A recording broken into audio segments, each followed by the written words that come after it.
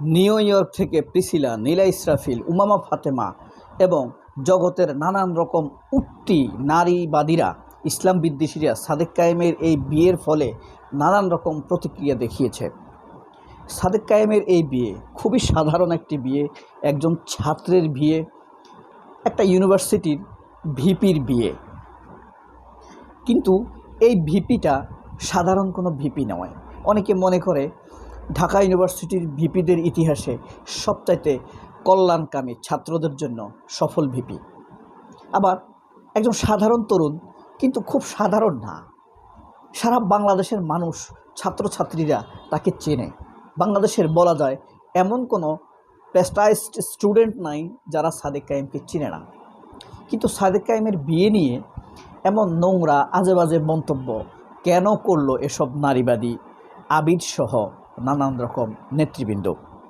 দেখুন, সাদেক কায়েমের এই বিয়েটি কারো চোখে এক তরুণের বিয়ে, কারো চোখে একজন ভিপির বিয়ে, কারো চোখে সন্দেহপ্রবণ হয়ে প্রশ্ন করা যে একজন বেকার ছাত্রের এত খরচ পেল কোথায়, কারো চোখে সন্দেহপ্রবণ বিয়ে, কারো চোখে এটা একটা রাজনৈতিক প্ল্যাটফর্ম, আর বিশিষ্ট কোনো সাংবাদিক বা দেশপ্রেমিকদের চোখে এটা যেন জুলাইয়ের এক নতুন মিলন মেলা।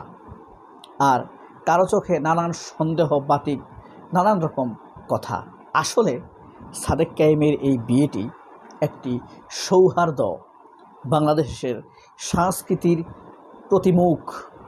আসলে এই বিয়েটি বাংলাদেশের ফেলে আসা কালচারের নতুন উজ্জীবন, যেখানে কাওয়ালি গাওয়া হয়েছে, বম্বের হিন্দি নাচ গান নয়।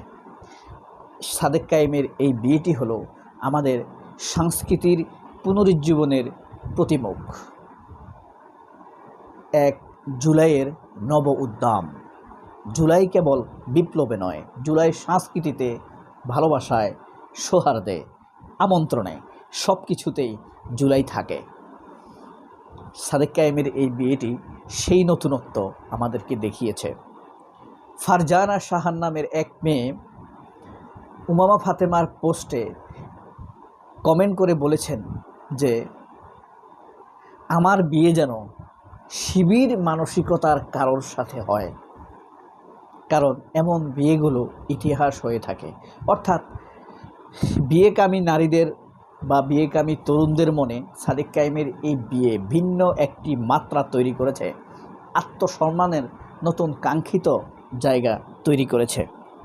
সবচাইতে বড় দুঃখজনক বিষয় কি জানেন? কে কি বলেছে আমরা আগে শুনি।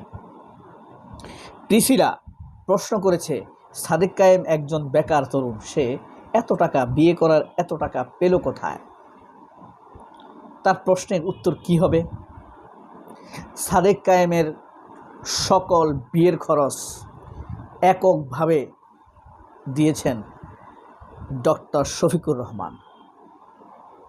আর শফিকুর রহমানের অর্থের অভাব আছে? তিনি একটি মেডিকেল কলেজের মালিক এবং নানান ব্যবসা প্রতিষ্ঠান করেন। মেয়ের বাবা অনেক ধনী, আর এখানে কোনো খরচই হয়নি, শুধু বরযাত্রা যাইতে যত খরচ হচ্ছে তা, বাকি খরচ তো মেয়ের বাবাই আয়োজন করেছে, আপ্যায়ন করেছে।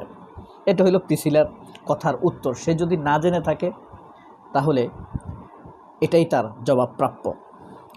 উমামা ফাতেমা বিপ্লব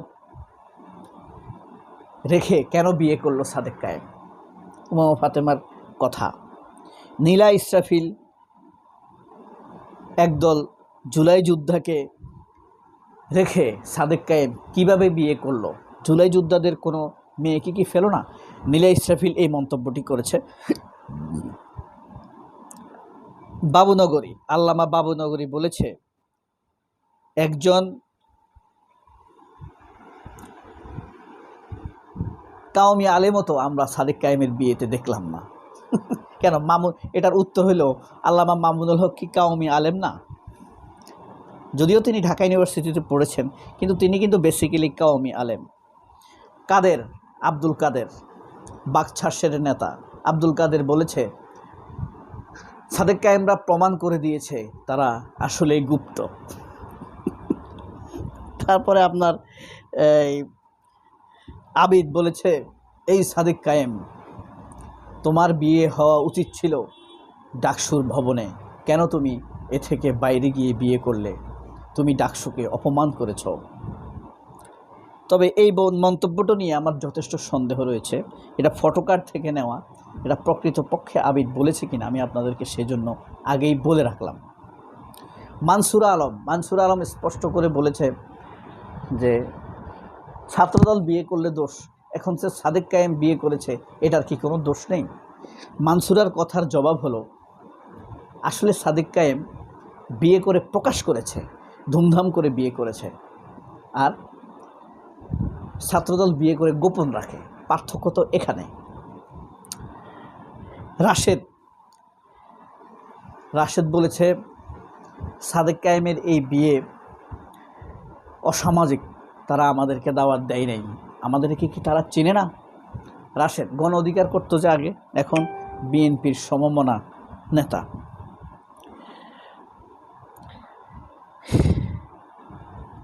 জুলকারনাইন সায়ের একটি পোস্ট দিয়েছেন এই বিয়ে নিয়ে।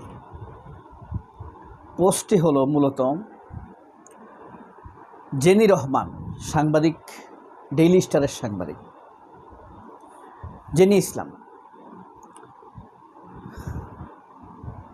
তো আগস্টের সময়ে জেনি ইসলামের সাথে সাদিক কায়েমের একটি ছবি ছিল, যেই ছবিতে জেনি ইসলাম সাদিক কায়েমের কাঁধে হাত দিয়ে রেখেছেন।